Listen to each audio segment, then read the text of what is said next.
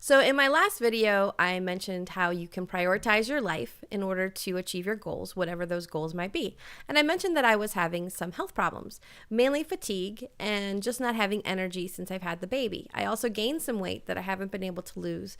That I did lose about 35 pounds the first week after I had the baby because there was that much baby. But I have not been able to drop down more in weight.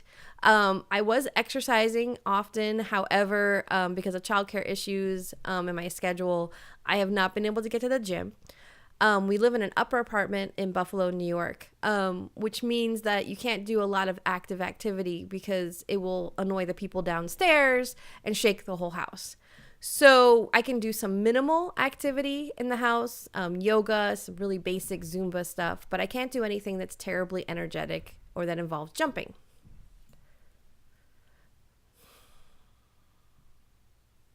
So one of the things that I'm going to try to do is change my diet. I do have a doctor's appointment coming in about a month. And I thought, well, wouldn't it be great in that 1 month if I just tried really, really hard to make some changes that maybe will help me lose maybe 5 more pounds and maybe will help me get some more energy. So one of the things that I'm going to do is I am going to try to cut out carbs, and I'm going to try to cut out, not all carbs, but try to cut out the super sweet carbs. I don't really have a sweet tooth anymore because I have blood sugar issues. So I had to kind of cut that out like a long time ago. But I still enjoy chocolate a lot. In fact, if you want to be my best friend, send me chocolate. But other than that, I'm trying not to have lots and lots of sweets. So I'm still getting over a cold. Anyway, so one of the other things that I'm going to try to do is eat more seafood. I'm from, Florida. I love seafood. I could eat shrimp all day, every day, and be totally okay with that. Which is not what I'm going to do, but I am going to try to eat more fish in my diet. I am not entirely giving up meat because I'm also Cuban, and that means that I eat pork, and I cannot give up pork, although I only really eat it anymore maybe once a month, because it isn't really one of the healthier meats anyway. But like we have Nochebuena coming up, and I am totally making a pork, and I'm making rice and beans and plátanos y yuca y todo. So Christmas Eve, pork at my house. So anyway, but I am trying to do a few different things. And one of the things that I've played with is urban gardening. But urban gardening doesn't really work so well when it's super, super, super, super cold. And I only have one room, the kitchen, that's warm enough that it seems to keep the plants alive. And it's also out of the way of my little baby boy who is starting to walk. So one of the things I discovered was microgreens. And there's all this amazing information online about microgreens, where essentially, in a nutshell, what you do with a microgreen is you do urban gardening indoors. You have seeds, and you plant the seeds, and then you only let the plants grow about yay tall before you harvest them. And then you just eat them. And they're called microgreens because you do this with lettuce or broccoli, or I've got chives and I've got mustard greens, and you don't grow it to the full plant. The benefit about this is that you do not need a lot of space or fertilizer or resources to be able to do this other than seeds in containers. You don't even need soil. Mine are in soil just because that's what I already had. But actually there's a very complicated, actually it's not complicated, but there's a way to do this that's more economical and also does not involve soil. I just started. This is literally my first microgreen crop. So I wanted to share.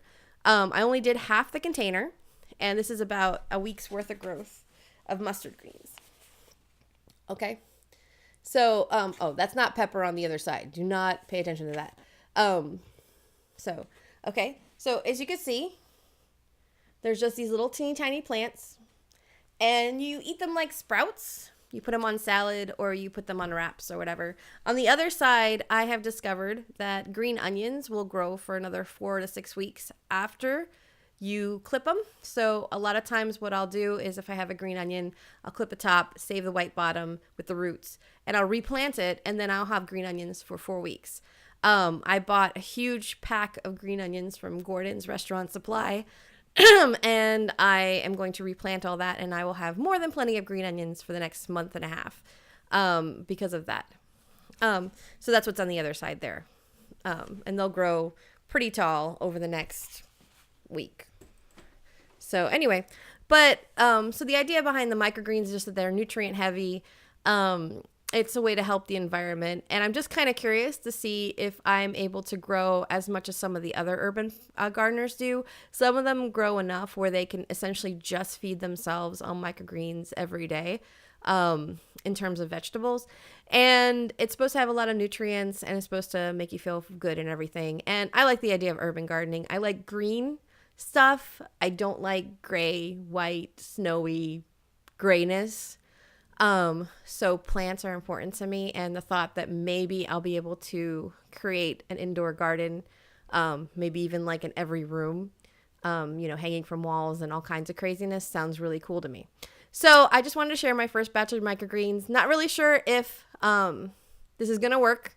There's many, many things that I've tried that have not worked because I do not have a green thumb. I kill everything, like cactus. I have killed a cactus. Which my husband will never let me live down because he gave it to me while we were dating and I managed to kill a cactus. So, but I can grow stuff. So I'm going to try the microgreen thing and then I'm going to try to eat healthy and hopefully, in 4 weeks, maybe I've lost 5 pounds. Maybe I feel a little better. Maybe there'll be greenery all over the house. Speaking of house, if you've noticed, I haven't even bothered cleaning up. I know when you do vlogging, you're supposed to like have it look really pristine and put makeup on and look really cute. There are things I don't have time for. That's one of them. But I figured that, well, you know what? You get to know a little bit more about me by seeing my living room the way that it is right now, because we've got the Christmas tree, on this side, and we've got, Christmas presents and stuff and homeschool stuff all on this side. And my coat closet is now a music equipment closet. So coats are all over the dining room now. But I really needed space for my equipment. So there you go. Anyway, it was good talking to you. And I will let you know how these microgreens go and how my health goes. And if you have any comments or questions or advice, I love advice. Feel free to put it in the comments below. All right. I'll talk to you later. Bye.